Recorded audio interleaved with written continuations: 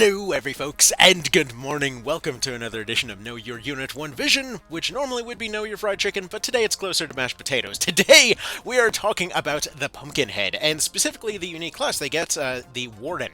So this is a unique kind of frontline utilitarian of sorts, and is available pretty much technically from around the mid-game of the story. However, you probably won't actually get access to a Pumpkinhead until a decent bit later. I forget if there were any new Pumpkinheads added to the world or what have you, but this is available courtesy of the Ways of the Wild crafting book, which you get in Chapter 2. So that you're going to need the homunculus's mark to make one of these, and essentially what they are is a sort of hybrid unit that I would say is somewhere of a middle ground between the Dragoon, the Valkyrie, and we've got a little bit... I would say a little bit of Vartan flavor in there in a bit of a weird way, but we'll get to that in just a sec.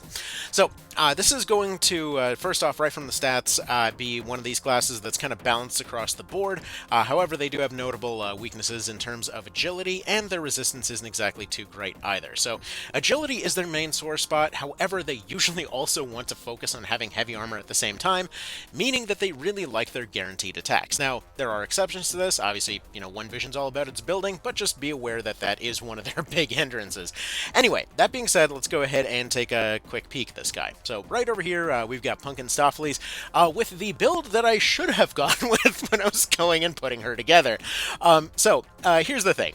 They've got a lot of different access to a lot of different things, but let's just go ahead and go down the list here to give you an idea of what we're working with. So right to start off with, we've got access to most types of magic except for light and dark, and they've pretty much got the same loadout for all of them. We're going to see the first three tiers of missiles, which actually those are the full tiers of missiles at this point. Full access to the burst spells, and then the lightweight and advanced debuff for that particular category. So for example, in this case, since he's going Earth, we've got Magma Orb 1 and 2, because I somehow missed Magma Orb 3 so far.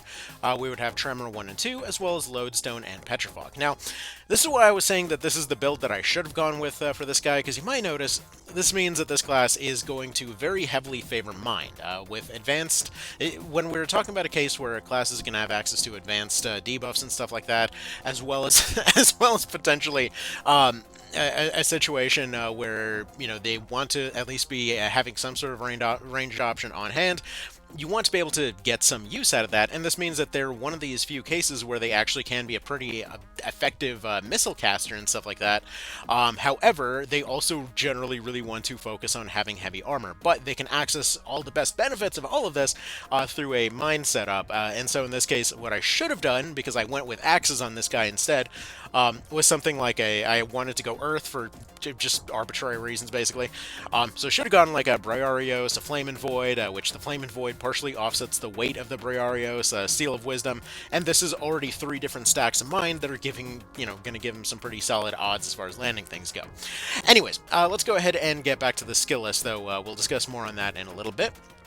So that's going to be available for all magic types. Weapon-wise, we've got fists, one-handed swords, axes, hammers, 2 HKs, which, hell, I didn't even pick up a hammer skill on him yet, cudgels, and sidearms. However, the sidearms are limited to throwable type weapons. Then for augments, they have all of them, what a shocker. However, they do have access to anatomy, which is obviously pretty darn legit, but they get access to most racial abilities, except for Golemy. We get Parry, Deflect, and Overpower, since they are a frontliner, Rampart Aura 1 and 2, because they are kind of the knight category, as well as Counter Hit 1 and 2 to train stuff up a little bit faster, Bash 1 and 2, again, because frontliner, Clarity, and Efficacy, because, partially a spellcaster. Get access to Jump, get access to Wade, which not all frontliners get access to Wade, so that's good. We get Steadfast, though, come to think of it, I forgot to check if they can equip Heavy Shields. Let's see here. They should be able to. No. They actually only get Light Shields, the Power Fist, and Focus items. So no Heavy Shield, so yeah, they would probably want to run Steadfast when you're getting towards the end game. Field Alchemy, maxing out at rank 1. Attack 1 and 2, Max 1 and 2, which they can make a pretty decent bit of use of.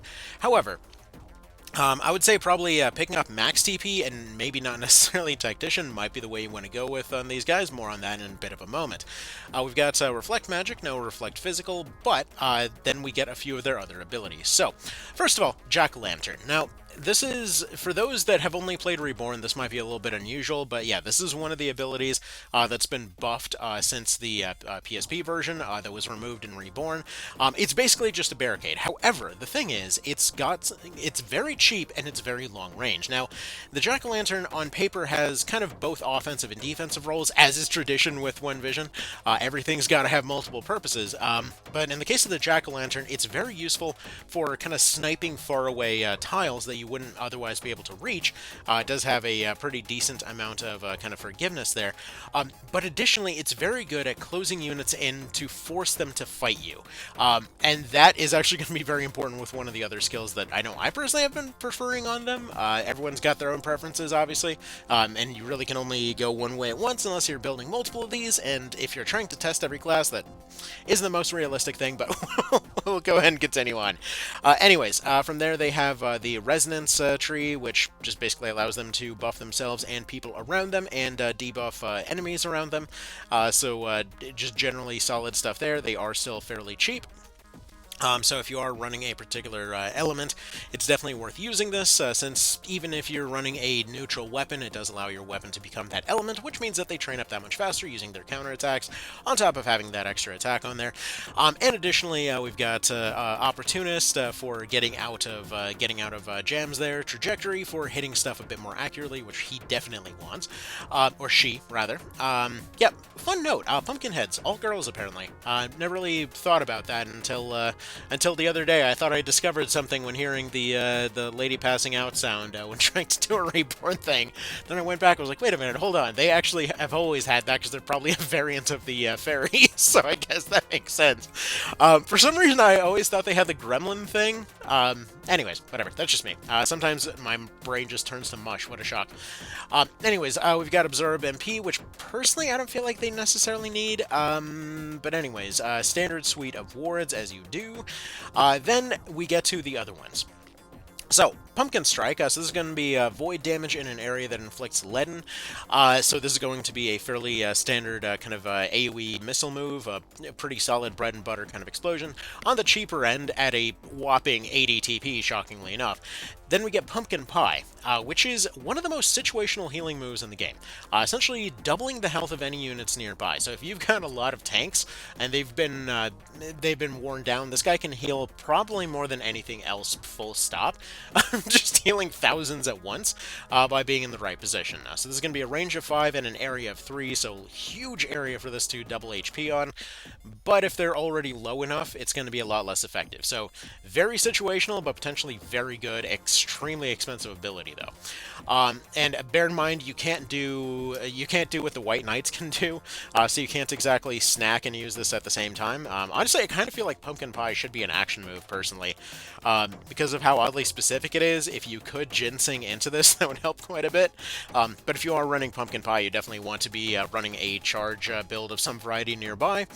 Then we've got Crystal Pumpkin, which is going to be a missile ability that also exercises undead on kill, as you do.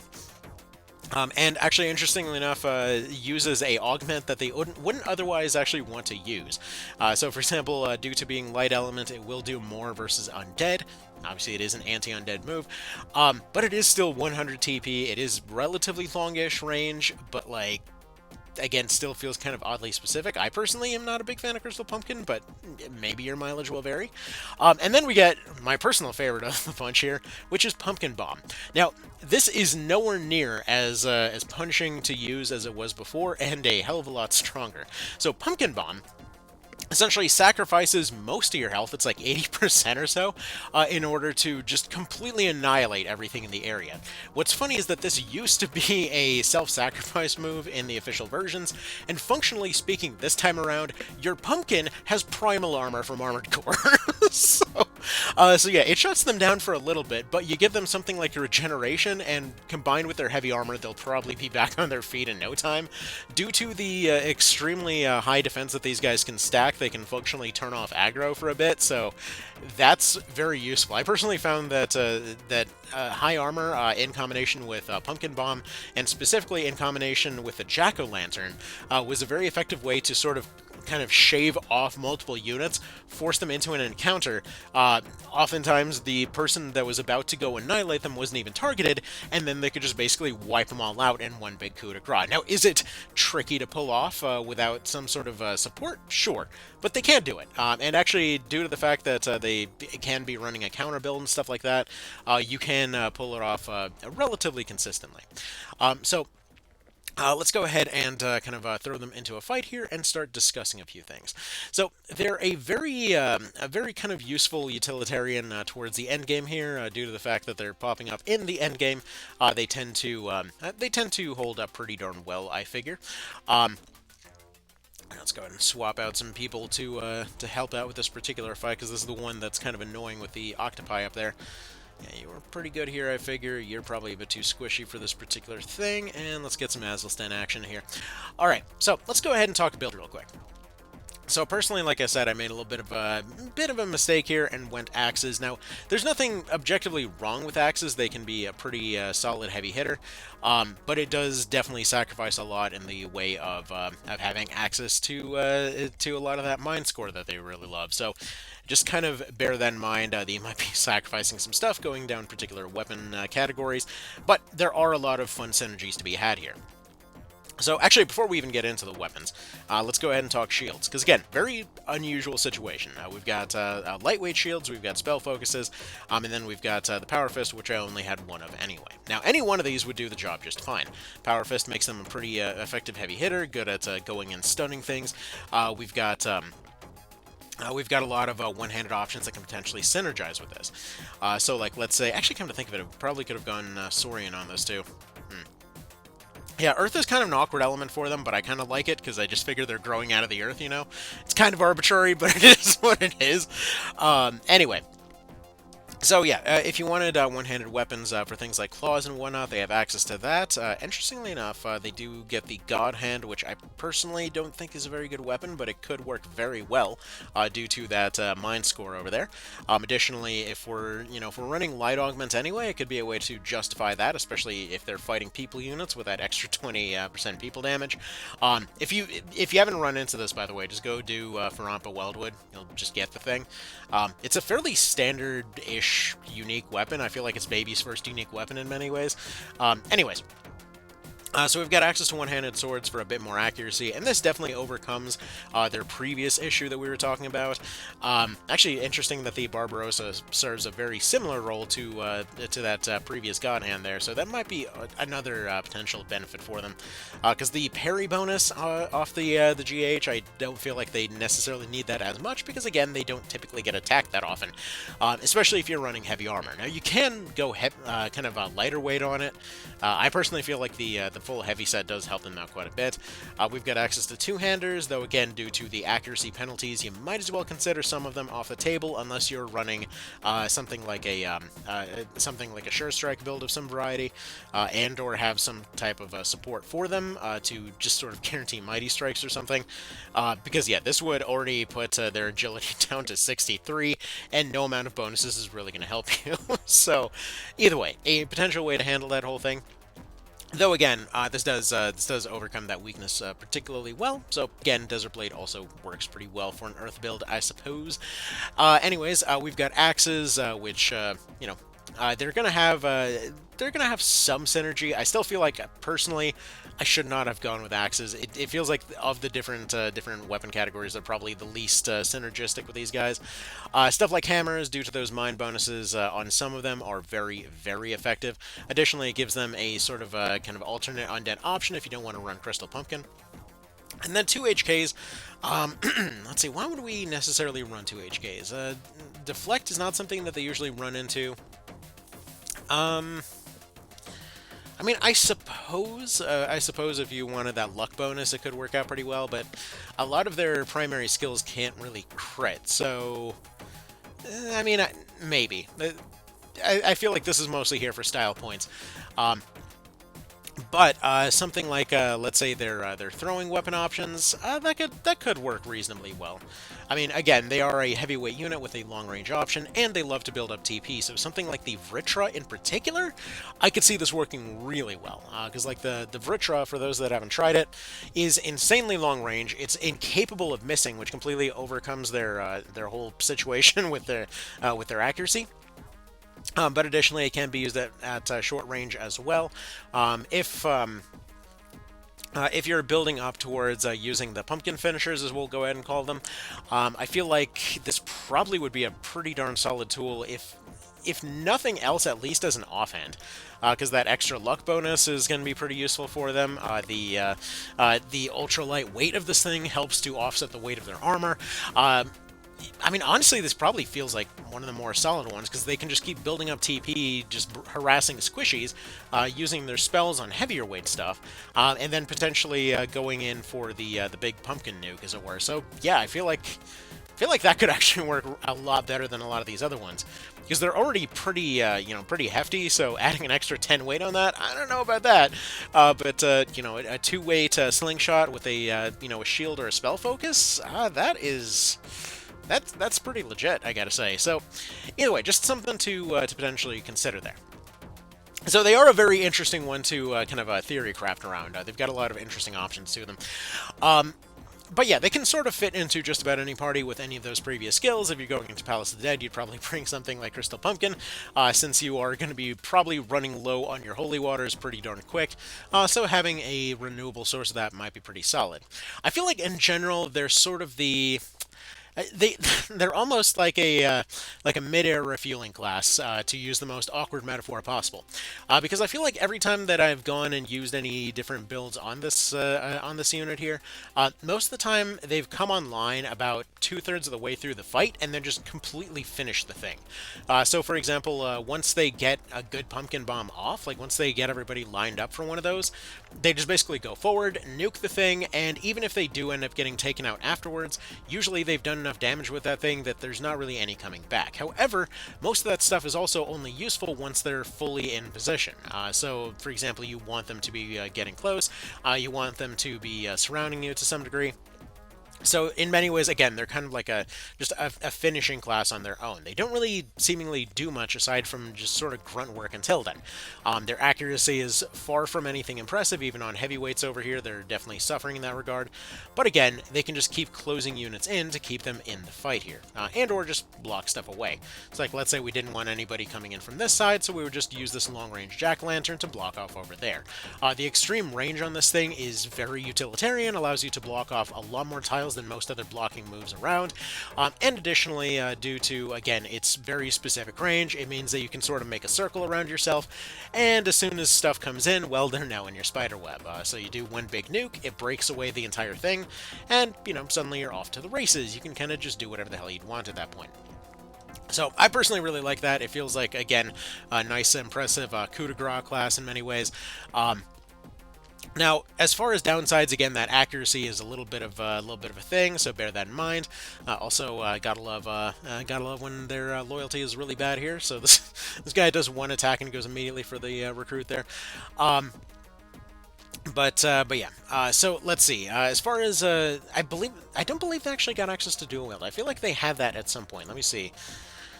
Let me double check that, because I didn't really look for it. No, I don't believe they have access to double attack. We are going to be checking with the sort of One Vision wiki, as we'll call it, for any of these going forward, because I constantly end up missing stuff. If they have any unique finishers, I haven't seen them. I don't believe they do, but, weirder stuff has happened.